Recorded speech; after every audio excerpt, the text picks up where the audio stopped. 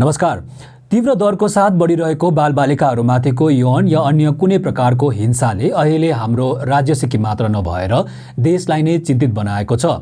हाम्रो राज्य सिक्किममा पनि प्रत्येक हप्ता कुनै न कुनै कुनाबाट बालबालिकामाथि हुने यौन हिंसाको घटनाहरू पुलिस रिपोर्ट मार्फत सार्वजनिक भइरहेको बेला गान्तोक स्थित टासी नामगेल एकाडेमीका विद्यार्थीहरूले शुक्रबार गान्तोकको सिक्किम जुडिशियल एकाडेमीमा एक बालिकामाथि भएको यौन हिंसामा आधारित द स्प्रिङ प्रेल्युड नामक काल्पनिक साङ्गीतिक नाटकको मञ्चन गरेको छ। पोक्सो ऐन 2012 यानी बालबालिकाहरूमाथि हुने यौन हिंसा रोकथामको लागि बनाइएको कानुनलाई प्रवर्धन र यसमाथि जागरुकता ल्याउन मञ्चित यो नाटक त्यसै विद्यालयका पीजीटी केमिस्ट्री टिचर शिक्षक भोजराज शर्माले लेखी निर्देशन गरेका हुन् भने सङ्गीत अल्बर्ट गुरुङले भरेका हुन्।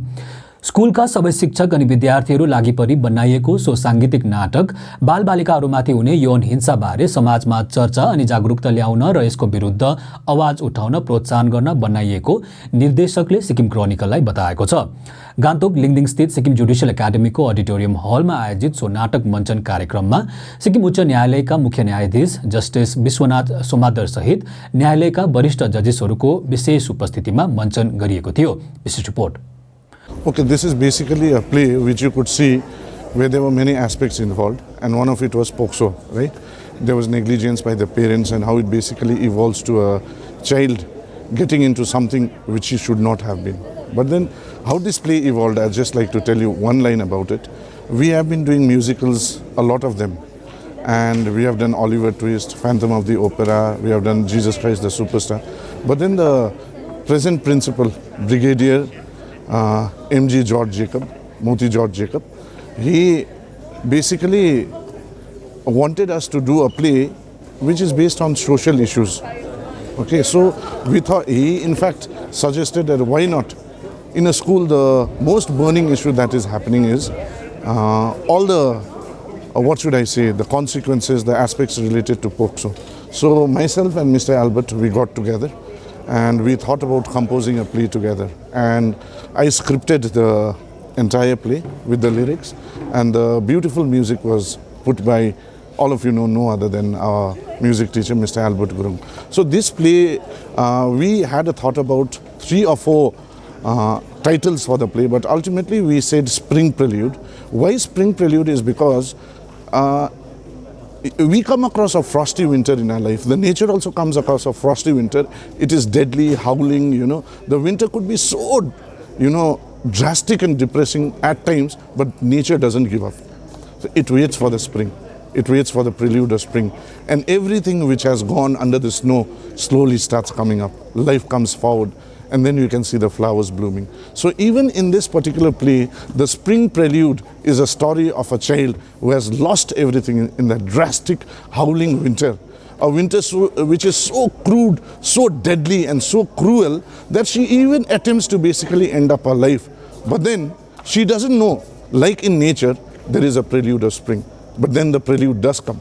And when it comes, it basically brings, you know, life to her and basically gives a new hope to move forward, a new rejuvenation, a new zeal and enthusiasm to say that life is not something which has to be ended.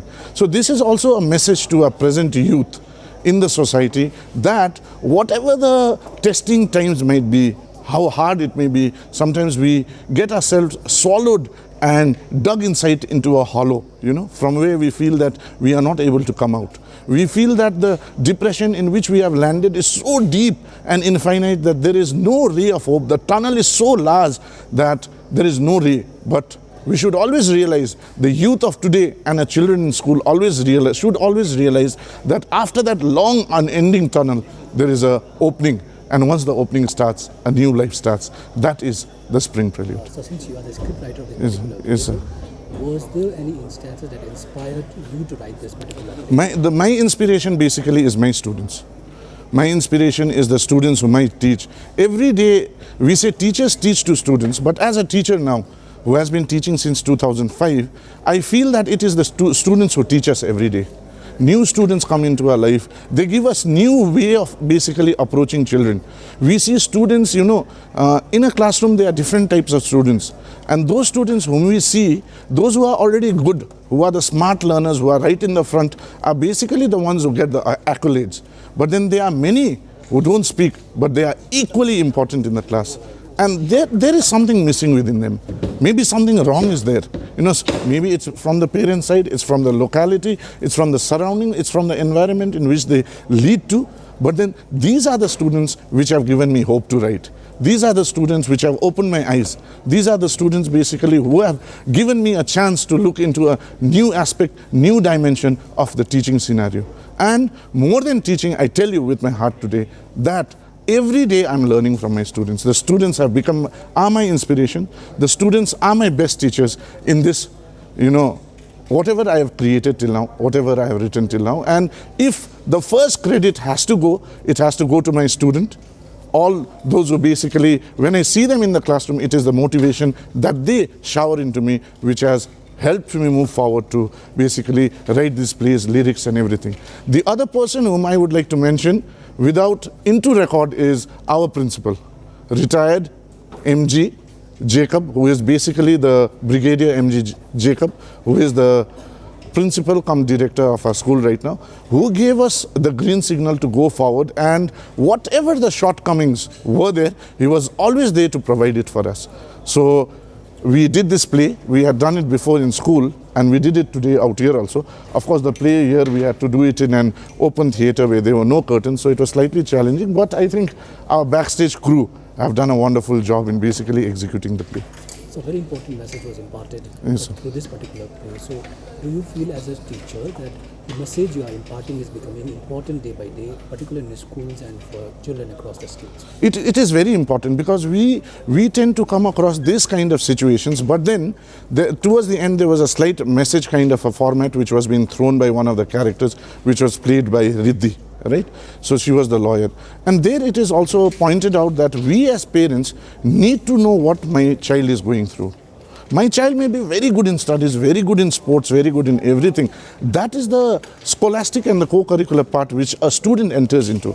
But then what actually is happening in the life of an individual from the age of, let us say, 9-10 years to, let us say, 16-17 years, which seems to be the very crucial phase of life, that is very important. And we do everything for our children. It is for our children. We want to earn for our children. The money is for our children. We say that the amount of money and everything, the necessities in life which is needed, we are doing it for our children. Right? But then when the material part comes into play, are we equally imparting our time to our students, to our children to basically move forward? So until and unless we as parents, guardians, teachers, and basically the main stakeholders of the society who are responsible for catering a better environment, nurturing environment for our children to go, until and unless we are not conscious enough, then these kind of things will happen in our society. We'll have to open our mouth today. It is time that we said, no, if something wrong happens to my child, it is wrong. Two wrongs cannot make a right. It is very simple, and it can be done by anyone, be it a biological father, it could be the mother itself. Nowadays a character out here played by Rachel could be a boy as well. Nowadays it's happening to boy as well.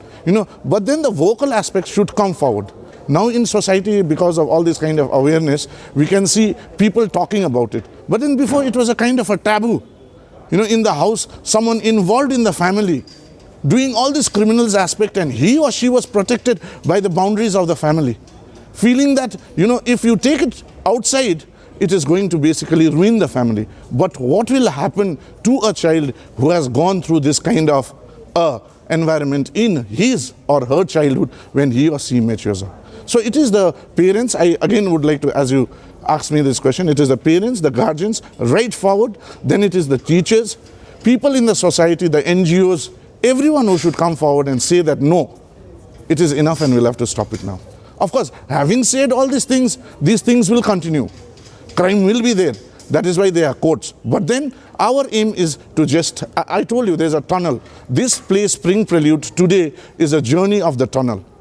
From our side, from TNA, the journey could be very long through that very dark and dingy tunnel, but we are ready to make the move forward, at least, and show it to others that you too can help us together to move through and get out of the tunnel. So are there any plans to present this particular play in other, other theatres and other platforms across the state? No, as of now, basically we presented it in our school and we got an invitation from the Judicial Academy. We would be very happy to perform it in other platforms which are higher in society and where our children get better and more, kind of what should I say, exposure in their life. But then right now, there are restrictions. We are a school, first and foremost. So these are children who would be facing the examination in just around about a month now. So as of now, till the third term, the board examinations are over, till the, let us say, the 13th of December, we have no other plans. But after that, yes, during the holidays and with the consent, first and foremost, it comes with the consent and with the approval of the parents. If they would like to basically throw this forward, we could get it to other stages as well. र यस्तै अन्य खबरको लागि हेर्दै गर्नुहोस् Sikkim chronicle.